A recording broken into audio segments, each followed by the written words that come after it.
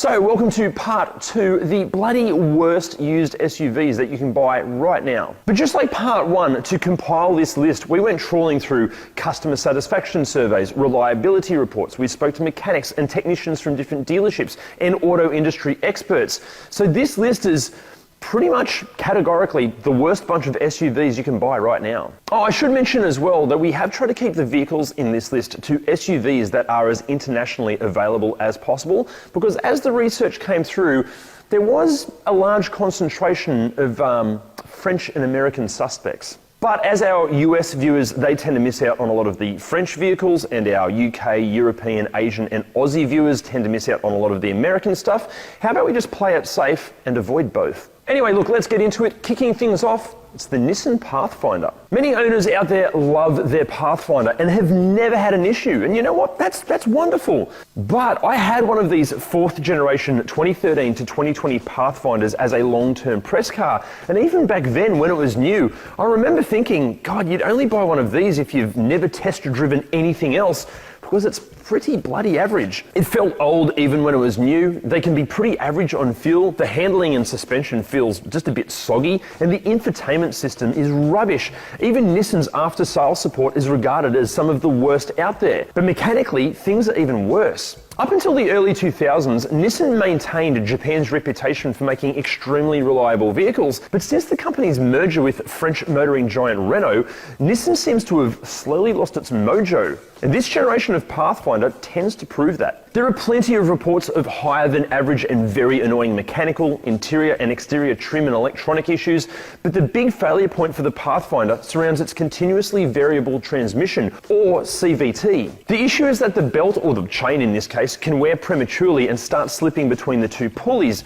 This results in shuddering and vibrations that can lead to damage and catastrophic failure, which can cost many thousands of dollars to repair. Now look, to Nissan's credit, Pathfinders, they did improve with each new year model, and when these vehicles were under warranty, most of the fixes were carried out quickly and at no cost to the owner. But with Pathfinders finishing their new car warranty periods, just don't run the risk. There are plenty of other SUVs out there that, even aside from the CVT drummers, are just better in every way. And next up, BMW X5. Now, in a way, this one continues on from the BMW 5 Series that made the list in part 1, as the X5 is sort of like just a jacked up SUV version of the 5 Series.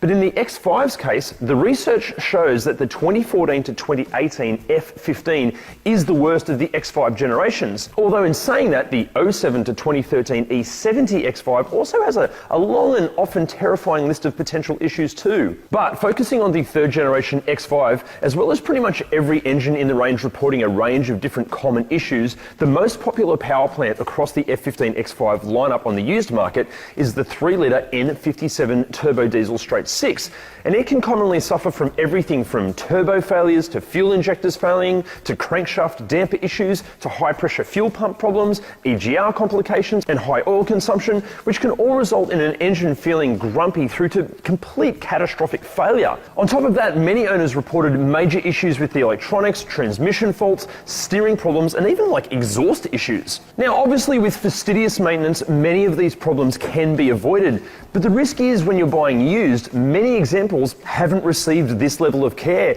and there are even some sellers out there falsifying documents and just blatantly lying. So it is critical to verify that any used X5 that you look at has a genuine and thorough service history. Or just don't take the risk and buy something more reliable to start with, and apparently that means not a Nissan X-Trail. Now, I've owned 2 X-Trails and I never had a problem with either of them, so surely the experts and the research must be wrong. Well, unfortunately, just because my personal experience was great, that does not represent the entire market, and I do tend to love cars. The major complaints tend to surround the 2013 to 2022 T32 and to a lesser extent the original 2000 to 2007 T30 X-Trails. The T32's issues are very much like its biggest sibling Pathfinders. Various electronic gremlins like warning lights illuminating when there's no issue at all, air conditioning annoyances, fuel injection issues, engines not starting or stalling.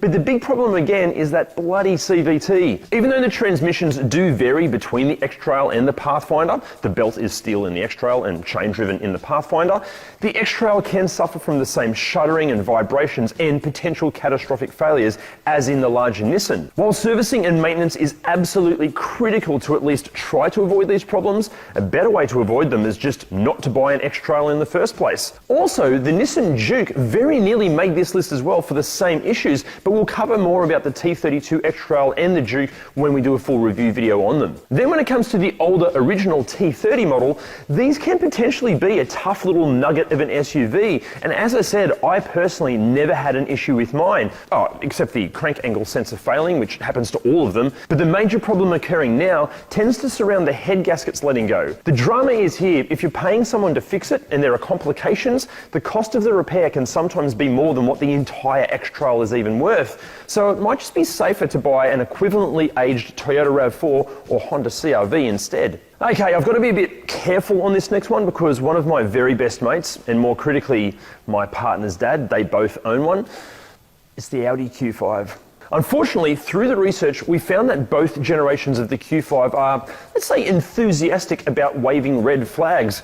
In fact, two of the Audi technicians that we spoke to both claimed that one generation or the other was worse than the other. They just couldn't decide on which generation that was. But look, let's focus on the positives first. They're lovely to look at and to be in. They offer a wonderful driving experience. The levels of practicality, tech and safety are excellent.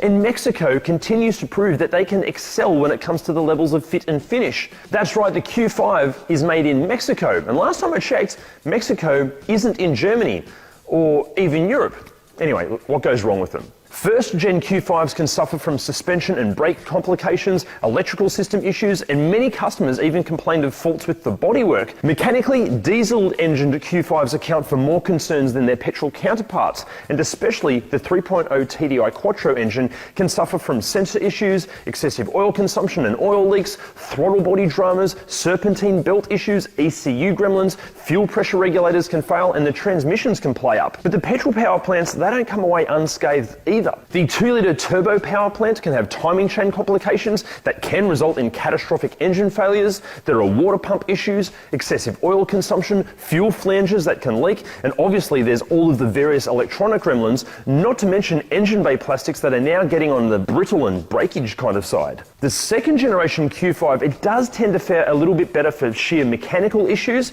most likely because it's a more recent vehicle, so the issues haven't had time to show themselves yet. And you'd like to think that Audi, or Volkswagen, have tried to improve the mechanicals over time.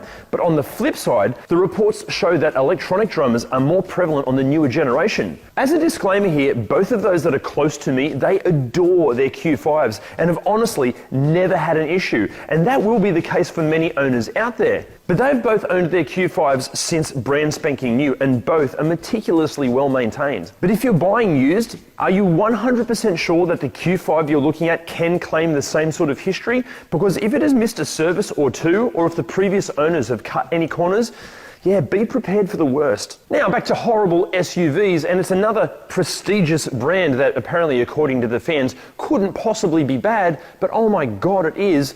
It's the Mercedes-Benz GL class. Specifically, we're talking about the first generation 2006 to 2012 X164, which many are attracted to thanks to all of the image bullshit that comes with luxury European brand names like Mercedes-Benz. But the GL wasn't made in Europe. It was poorly bolted together in Tuscaloosa, Alabama. And if you're terrible at geography, that's in America. The list of common faults on these huge SUVs is utterly ridiculous. Electrical problems like door lock and tailgate locking mechanisms completely failing, sometimes even locking owners out of their car. Powered tailgates not opening or closing, exterior lighting issues, sunroofs leak which often result in major electronic issues, and often your fancy SUV ends up smelling like a wet dog. The air suspension can completely fail. Infotainment systems can become glitchy and slow or just stop working altogether. Engine-wise, diesel models suffer from all of the same problems seen in other modern diesels like EGR and cooler issues, DPF-related problems, leaking injector seals and choked up inlet systems. There can be terrible transmission shudders and delays in gear selection issues. They're both quite common. Hub and wheel bearing issues are becoming more common, generally caused by a loose drive shaft, and sometimes they can even end up in catastrophic wheel bearing failures. Guys, the list just goes on and on.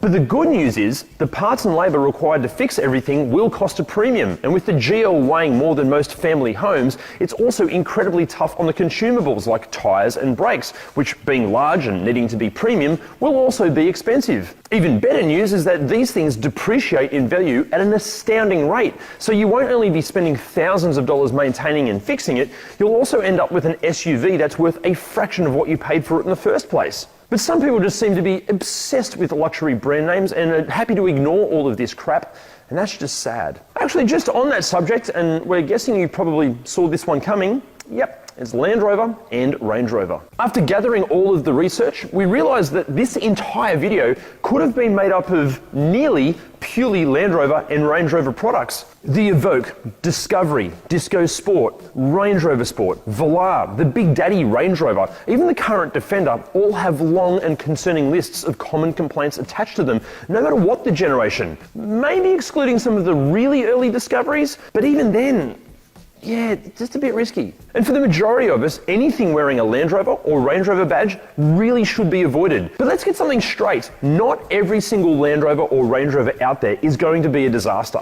Read through the comments on our review videos or check out the owners groups, and there are quite literally thousands of owners that have had a completely flawless experience. The right Land Rover or Range Rover can be an exceptional SUV, but the issue is the difference between the good and the bad ones can be enormous. And when buying used, especially without any or a rapidly concluding new car warranty, the chances of buying someone else's problems tends to increase. And what problems might they be selling you? Well, thanks to the entire range sharing loads of components, all can be guilty of everything from endless and mysterious electrical gremlins to air conditioning failures, brakes, fuel system, infotainment and suspension issues, interior and exterior trim issues. And mechanically, look, yeah, you name a problem and chances are it'll happen to a Land Rover or Range Rover, including far too many catastrophic engine failures. To put into numbers just how bad these can be, many auto industry experts, including those that work for Land Rover and Range Rover, claim that the Discovery Sport is the very worst of the bad bunch,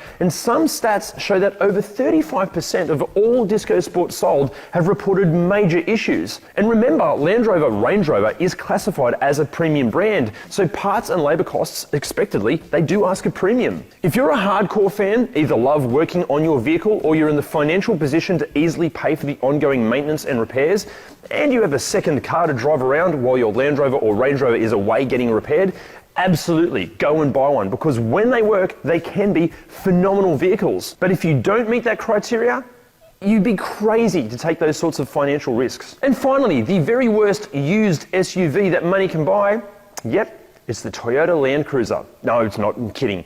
It's the horrible Holden or Chevrolet Captiva, commonly referred to as the Craptiva, or that piece of shit over there that's broken down yet again. The Captiva is about as bad as a modern vehicle can be, suffering from extensive reliability and quality problems like catastrophic engine failures at worst, through to oil leaks, timing chain failures, camshaft problems, DPF and EGR issues at best, as well as transmission failures, electronic problems, poor wiring connections, and faulty computer body modules that control many of the vehicle's functions. Even the ECU throws up incorrect codes, so when a mechanic is trying to diagnose a problem, having the car blatantly lie to them only makes matters worse and often ends up costing the owner more in labour charges. Now, we've made a full review video of this horrible SUV, and look, even if you're completely sane and have no desire to ever buy one, it's still a pretty entertaining watch. But again, the disclaimer, apparently, okay, we've never actually met one of these people, but apparently there are people out there that have never had an issue with their Captiva, and weirdly, they love them. And if that's you, go and buy a lottery ticket, because clearly luck is on your side. Otherwise, do not buy one. Like, you deserve to be happy. And a Captiva, it's going to deny you of that. So guys, what do we think of the list? Look, obviously there was a whole bunch of other ones that we could have included, but the video would end up going for days more than minutes, and we'll see you next time.